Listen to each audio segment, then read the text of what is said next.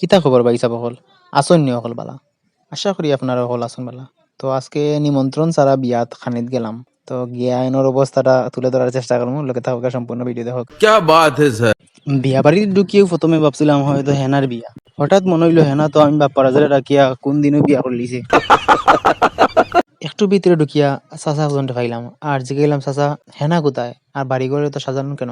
চাচা বলল হেনার তো অনেক আগেই বিয়ে হয়ে গেছে বাবা, আর তোমার বাড়িতে ঢুকা নিষেধ। 20 টাকা দিয়ে নাসির বিড়ি এক প্যাকেট হাতে দিয়ে ভিতরে প্রবেশ করলাম।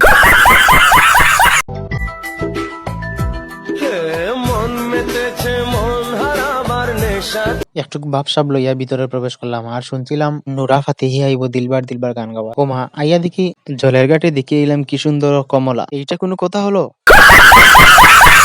কমলার নাচ দেখতে দেখতে দেখলাম বিয়া আরম্ভ হয়ে গেছে।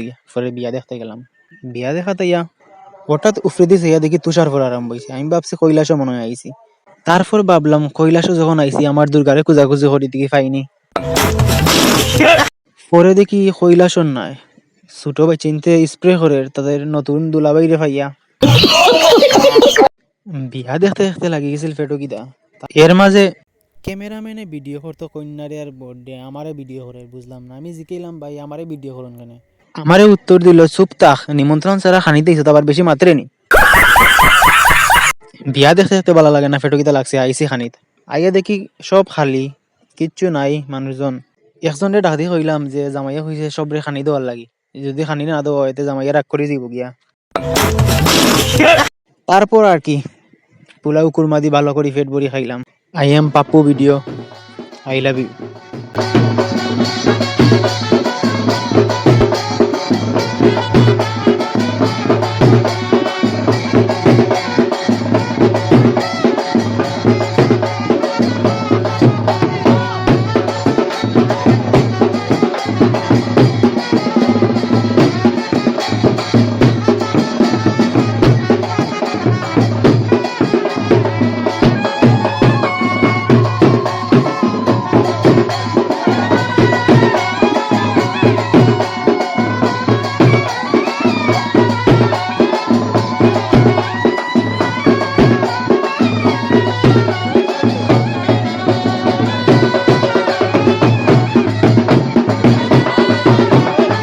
और अगर तुम लोग नए हो तो सब्सक्राइब करो, वो जो लाल वाला बटन है उस पर फूट फेंक के मारो या फिर मोमबत्ती, मुझे नहीं पता, बस क्लिक हो जाना चाहिए।